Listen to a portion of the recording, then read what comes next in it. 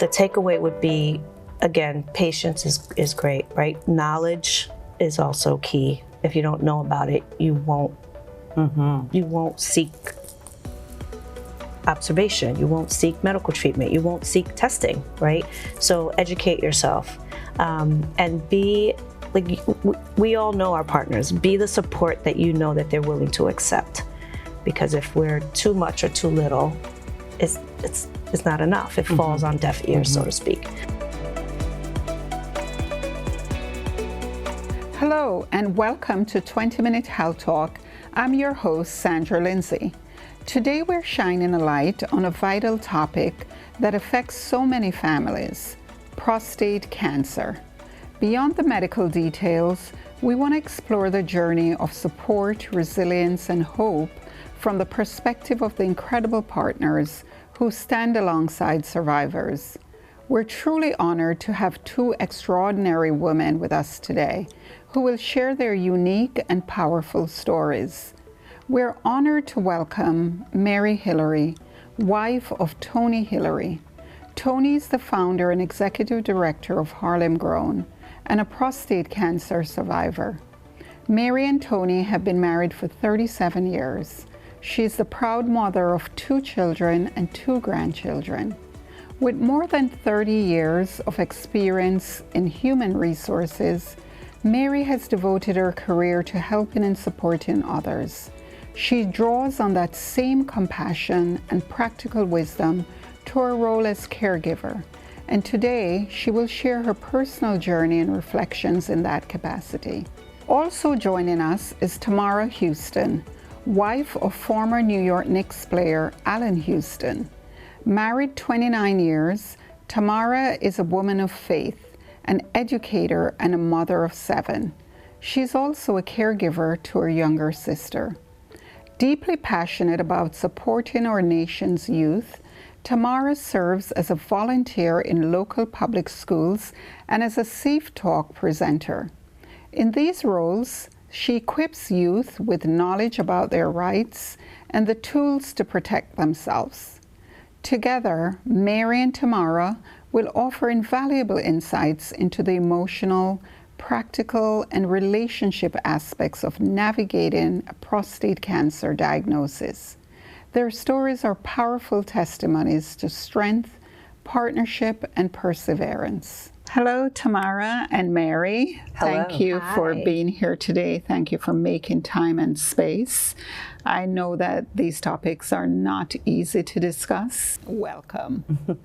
Thank you. And we appreciate this opportunity to share our perspective as caregivers on their journey.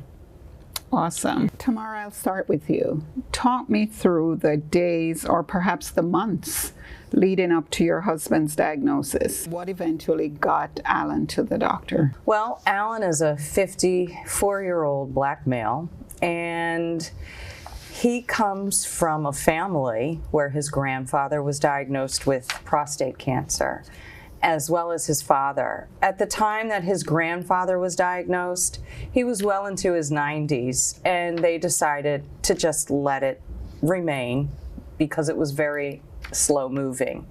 With his father, it was a different story. It was prescribed that he go ahead and have this surgery. And then with that knowledge, Allan was very proactive in seeking, urology appointments just to have himself checked out, given the history. And he was diagnosed with an enlarged prostate, and he was advised to have his blood drawn and, look for certain markers, and he did that. But with the enlarged prostate, just when I would hear him in the bathroom, it seemed like it took so long. And I think that's one of the symptoms of an enlarged prostate, which is not always indicative of a later diagnosis of prostate cancer, but it definitely had him on alert. And so one day after one of those routine appointments, he found out that he had cancer. And when you heard that, Tamara, were you with him at the doctor? How did he share that with you? He called me and he said, well, I found out that, yeah, I got cancer. And, you know, I was driving, and my first reaction was, well, let's take care of it. And that began the journey to recovery. And he's been in recovery, and he's overcome that diagnosis. He's diligent with his appointments, but in that moment, I don't want to say that it was something he expected, but it was something that was on our radar. So it wasn't completely a foreign idea that we had to now accept and digest and process. And so the first reaction was, let's get it done, let's take care of it. Mary, how about Tony's experience? We didn't have any symptoms. Tony went for his annual exam, always diligent about his exams and following up. Had his regular annual exam, and his numbers were up, and the doctor said, well, we can just kind of wait and see what happens. They kind of, you know, they fluctuate. And he said, no, this is higher than it was last year. I really don't want to do that. I want to see a specialist. And so he did. And they, you know, they said, okay, let's take a look. They tested him again. His numbers were high. Let's do the biopsy. And then we got the diagnosis in the doctor's office. From the time we had the biopsy to the time we saw the doctor, I didn't even think about it. Where ordinarily I would be kind of pining over something and maybe journaling, maybe praying really hard about something. I didn't, it wasn't even an option in my mind that this could possibly be. We're both very healthy. Tony takes very good care of himself. He works out all the time. He eats really well. Doesn't smoke, doesn't drink. And I'm thinking, that's right. And that was not the case. So my initial reaction, I said some bad curse words to Tony. I'm like, what did she say? And I said, I'm sorry, excuse me. And Tony kind of went white, and he just sat there. And then the doctor came in, and we talked, and I pulled out my phone to start taking notes immediately. And he gave us options. And I kind of inserted myself, apologized later, but I said, oh no, we want to do the surgery. And then I said, oh wait, sorry. Babe, what do you want to do? What do you want to do?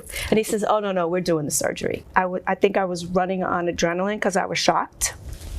And then my initial thought was, okay, let's get this scheduled, and then let's tell the kids, right? We need to tell the kids what's happening. Then I was like, holy cow, this is cancer. Like, this is real. This is really happening. It was a very quiet ride home for the two of us.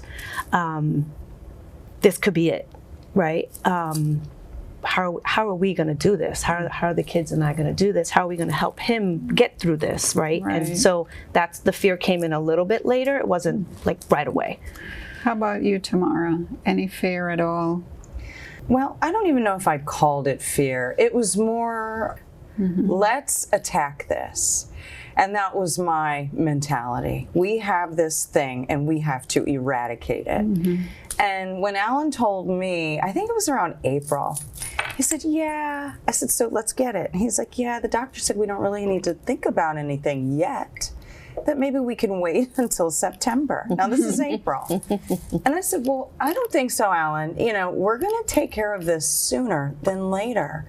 I did trust our doctors, but I also felt like this was an urgent agenda item, and we need to take care of it and get it off. So, you know, we made it a little sooner, and it was just kind of, once we heard the diagnosis, we kind of went back and forth on the timing of getting this eradicated from his body. And then he went on and had that surgery in June. How did you, and who did you seek support from in those early days? My cousin, who I'm very close to, her husband was going through the same thing, just maybe a month behind our schedule. And so I called her and I said, dude, I'm there with you. And she said, oh my God, no, we can't both be here. And I said, yes, we can. We are. So let's do, we're doing this together. And then I shared what we were told, what our plans were. And, you know, we kind of just compared notes. And so having someone who was walking the same journey at the same time was helpful. But still scary and very. I'm pretty private. I didn't want to share that I cried in the shower because I was scared. I didn't want to share that I could look at Tony and tell that he was very afraid. Right. I didn't want to share that stuff. Now, did the husbands share their journey? They did, but honestly, I wasn't privy to their conversations, and so I'm very respectful of you and your relationship. So that was his to do. If he offered any information, that was fine, but I never questioned because that was part of his journey, that he needed that person to kind of get him through. And so if they compared notes and pictures and drafts, I don't know, but they did whatever they did. Yeah. So I'm sure that was good for both of them. Tamara, how about you? Who supported you? Similar to you, I was very protective of the information, so I don't know if that was walking by faith and not wanting to be distracted by anyone else's story, but thankfully I had the eyewitness of my father, who was also diagnosed and treated for prostate cancer, and he just celebrated his 83rd birthday, and I think he was diagnosed maybe 15 years ago. Oh, that's and amazing. then I have the eyewitness of his father who underwent the surgery, and I think he celebrated his 82nd birthday and maybe had the surgery 10 years ago. So I think just the eyewitness testimony of people who have gone through and overcome, it gave me peace. So those early days sound incredibly challenging, which leads me to the evolving role that you took on. Tamara, you're a mother of 7. You also care for your sister. Now you took on an expanded role, not just as wife, but also of caregiver. What was that like? So with the caregiving role, it kind of fell within how we live as husband and wife, partnership. We became partners, even more so, in a different way. We share the challenges of being husband and wife and parents, but now with this added concern, there was a different level of care required. And again, whatever the wonderful health providers, prescribed, suggested, we did. And honestly, I think that because of his care, the recovery was really smooth. He was only under, maybe in bed after the surgery for maybe 2-3 days. And because he's such an active man, he was ready to go. And so as far as the actual after surgery, post care, he was mostly in bed, and I would just, serve him as he needed. So did you partner with your husbands on what treatment? I know, Mary, you said you jumped straight ahead and said, we'll have surgery, we'll take that. But the decision on what surgery and what treatment, were you a part of that, Mary? There really wasn't time for a big discussion and let's, chart it out. What are we doing? How are we doing it? Because we both felt strongly about we have this bad thing in our body. It needs to go. Amen. Right? And afterwards, it was a very brief conversation about, are you sure this is what you want to do? And the answer was yes. And I said, okay, that's what we're doing. Right? We had the options were, let's see how it plays out. We can wait a bit. It's not aggressive. We could do radiation, or we could do surgery to remove it. And in our minds, the only option for us was surgery to remove it. There was no reason for a conversation because we both felt so strongly about that. So that's where our partnership was. It was, this is what I feel. This is what I feel. And they got us in the very next week. Wow. So we had. The surgery was on September 26th, and it was great. Now, your husbands are both active. How did you keep them in the house, at least for a little bit, to recover before going back to work? Initially, that catheter kind of keeps them pretty stable. They can't really do much. They're kind of there. Sedentary, I guess is the word I was looking for. But after that, as long as he was feeling good, I wasn't going to hold him back. Yeah. And so I let him be the barometer, and he looked well to me. And so I think it was maybe 3 or 4 days, and he was back into his routine. How the diagnosis and treatment might affect sexual function and closeness, that's always a concern. It keeps men from going to get screened. It keeps them from getting treated. So what advice would you give, Mary, to other couples facing this diagnosis who have concerns about intimacy and sexual function and closeness? There are so many other forms of intimacy, and it doesn't all have to be sexual.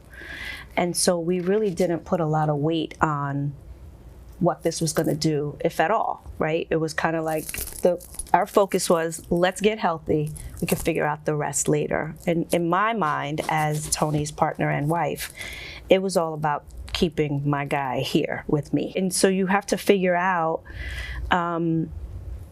what your priorities are and what you can live with. Right? And then that's where the decisions need to be made, right? Because if you say, well, I don't know if I could live without the physical aspect of this relationship, well, what's the alternative? Did you sit down and have conversations about this? We had what I'll call fly-by-night conversations. There was never a sit down, okay, let's talk about this. It was just, there was an understanding, and little conversations. There's no way that I'm gonna not be with this man. If I, God forbid, had breast cancer and lost my breasts, would he abandon me? I would like to think not. So there are other forms of intimacy, and you have to figure out what that is, whether it's touch, whether it's mental, whether it's emotional, whether it's spiritual, whatever that is, you have to figure out what works for you in your relationship. And I think that is key. That was key for us. What was your experience like, Tamara? When he first called me and let me know that he had the cancer, that was not a thought. It was, how can we attack this? And then, then it was, when are we going to make this assault? And we came up with the date. And that was pretty much the depth of our conversations around what the circumstance was. There was no after this, what happens or what could happen.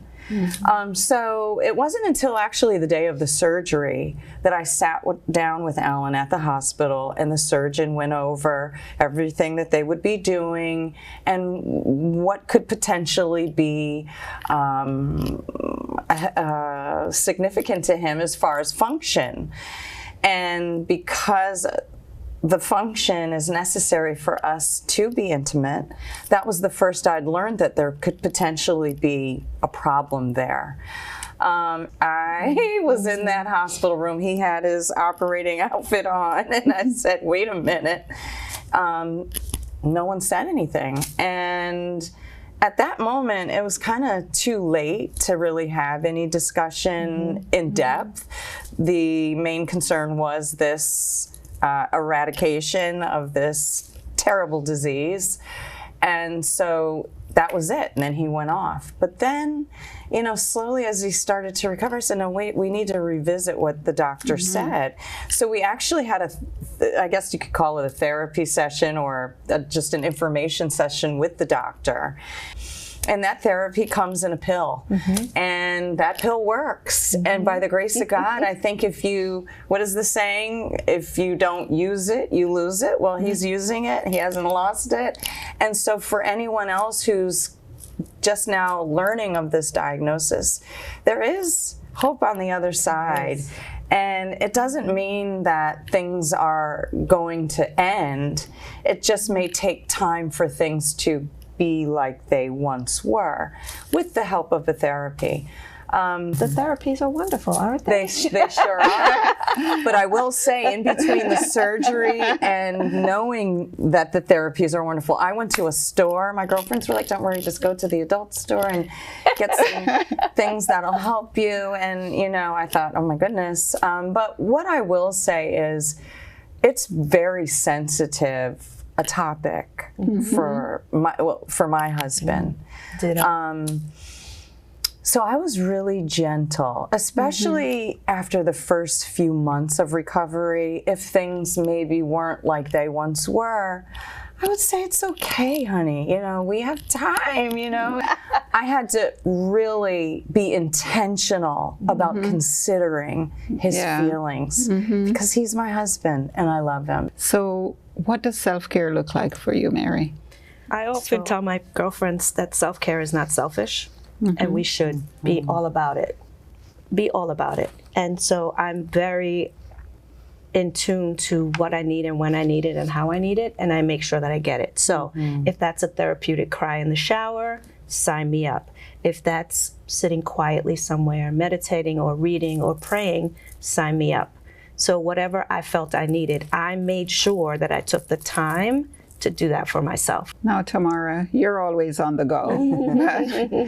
How do you care for yourself? To see a man who was so sturdy and active, really, for those 2 or 3 days, just out of it, it was really hard for me to watch. And so I would, for him, for my sake, so that he didn't have to see how it was weighing on me, I would just pop in, make sure he was comfortable, had everything he needed, and then maybe I would go for a walk or, you know, have a coffee or, you know, pray. I just often would have the worship music on, just keeping myself full. So, Tamara, for women who are listening to our podcast today, what would you like them to know?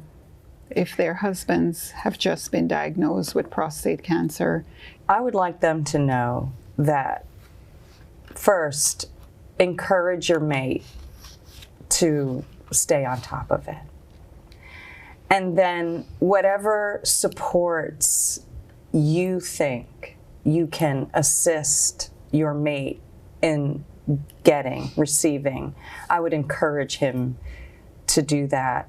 But above all, just be patient and believe. And even though what's on the other side you don't see, believe that it will be good. So I would say have faith. Amen. How about you, Mary? The takeaway would be, again, patience is great, right? Knowledge is also key. If you don't know about it, you won't seek observation. You won't seek medical treatment. You won't seek testing, right? So educate yourself and be, like, we all know our partners. Be the support that you know that they're willing to accept. Because if we're too much or too little, it's not enough. It falls on deaf ears. It's been an absolute honor and pleasure having you here. Thank you so much. And to our listening audience, thank you so much for tuning in. Until next time, be well.